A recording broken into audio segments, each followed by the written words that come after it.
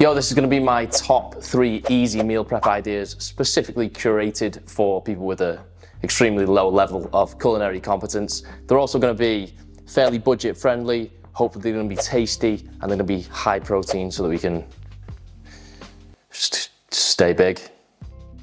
First up, we're going to do a very basic but effective chicken fried rice. This is easy to prepare, it also stores really well in the freezer, so you can make a batch as big as your frying pan will allow, which is what I intend to do today. We've got 6 core ingredients and then there'll be some optional extras later. Those are rice, chicken breast, carrot, sweet corn, peas and soy sauce.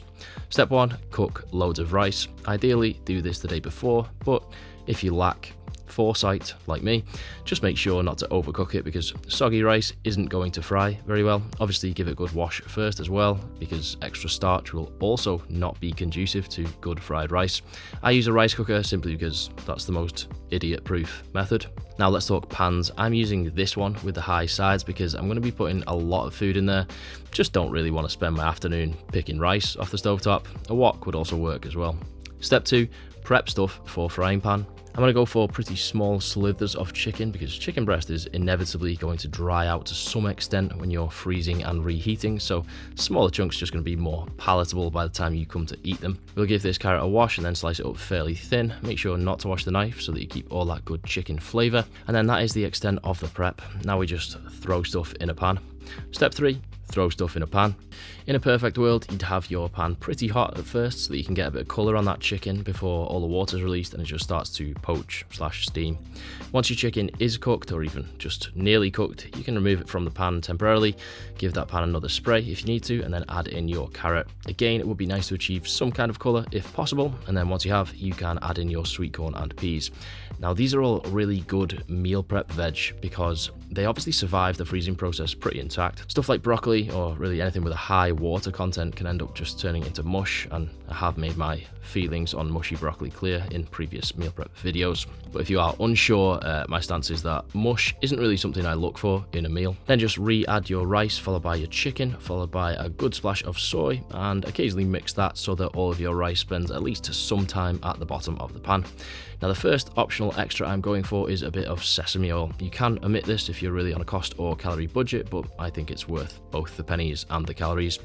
And then nothing is left but to dish out. You can weigh these if you really want to ensure equal portions, but personally I don't really mind if I eat slightly more rice one day and slightly less the next, so I'm just winging it. Second optional extra is some sesame seeds. I just have some in the cupboard, so I'm using them. And then as a serving suggestion, I would recommend some hoisin, sriracha and or chili oil. These will keep in the fridge for a few days or the freezer for a couple of months. Let's move on.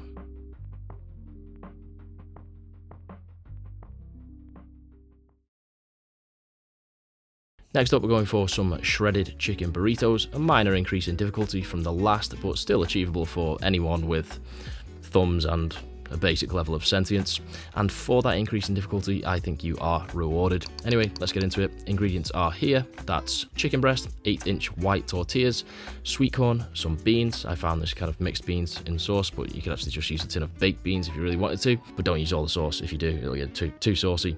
Jalapenos, coriander, bell pepper, onion, lime and some fajita spice mix. We're going to poach and shred this chicken. I'll explain why later. So just a couple of inches of water in the pan and then we'll put that on to boil.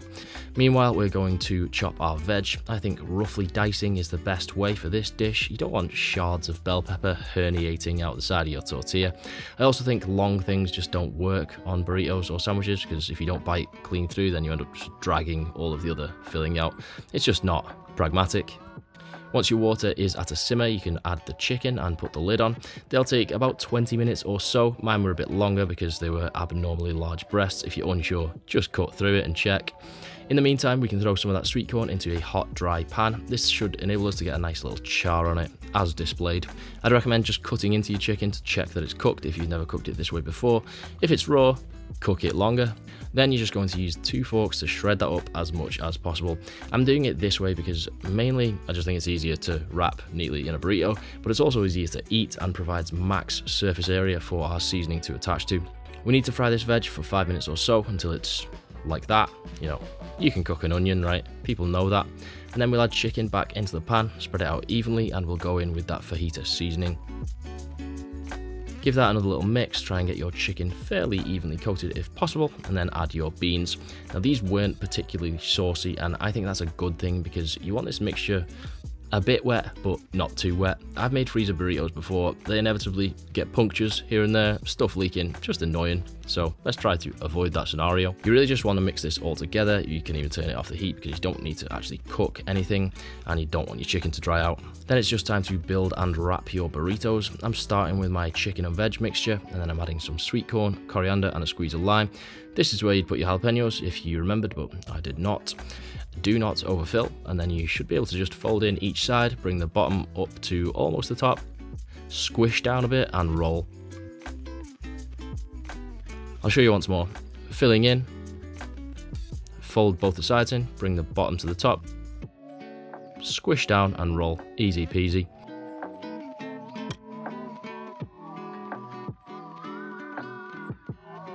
Should look something like that, and then we're just going to briefly introduce these to a buttered or oiled frying pan, which is going to help seal them and give them a little bit of colour. Once cooled, you can just wrap and freeze, and then when you want to eat one, just defrost and heat through in the microwave. Optionally, but highly recommended, then throw them back in the pan for a couple of minutes before you eat them. That's not absolutely essential if you're pressed for time, but it will crisp that tortilla back up after it's been in the microwave, and I think it will just improve the whole experience.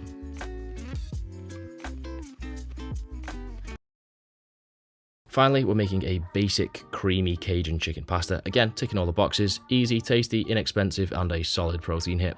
Ingredients are here, but we have a few things to mention. I'm using rigatoni because that's what I already had, but I think fusilli is probably the best option for meal prepped pasta in general for reasons too convoluted to explain here. It's science and stuff. I'm using skinless and boneless thighs, again, many reasons. Some people would use cream in this recipe. I often like to substitute that for reduced fat creme fraiche because you get that same creamy texture but for a fraction of the calories. I'm using a Cajun spice blend because it's just way easier and cheaper, which is partly the theme of this video, but if you want to do things the hard way, feel free. So step one, trim off any undesirable bits and then slice your thighs into about thirds and throw them into a bowl. Then add some of that seasoning. Make sure these get a really good coating on all sides. Seriously, do not be shy. I used almost half of this jar. Then we do actually care about browning this, so we need a hot pan. Again, I'm using a spray of avocado oil, and then we'll just dump all of our chicken into the pan, spread it out so it's all making some contact. I'm going to prepare some chicken stock while that's cooking. Now, one thing you need to know, keep an eye on the salt content of both your Cajun seasoning and your chicken stock. You don't want this coming out too salty, so if you're not sure, just use a low salt stock and then add your own later. Once your chicken has a nice colour on it, you can flip that. This is looking ideal. And then once that side has some colour on also, you can turn the heat down before chopping and adding your garlic. This isn't necessary because your seasoning probably already contains garlic, but I think you can never have too much garlic, so I'm going for it. Now you can just add your stock, 1.5 tins of chopped tomatoes, and roughly 300 grams of your creme fraiche. Give that all a good mix. It might need a little bit more encouragement than if you used actual cream, but it will all eventually mix into a lovely orangey, pinky, vomity colour. Then add in your pasta. Try to make sure most of it is submerged, and we'll let that simmer until the pasta is cooked and your sauce is reduced, at which point it should look something like this. The final remaining step is simply to dish out, let it cool, and store. I'm only making 4 portions because this one, whilst it would survive the freezer and remain edible, I think it's probably best to just keep in the fridge. So I eat 1 of these on the day that I cook them, and then 1 on each of the next 3 days.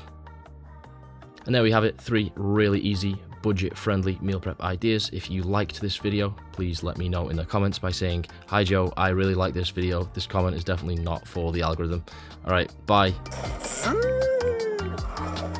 Joey Lenny is my hero.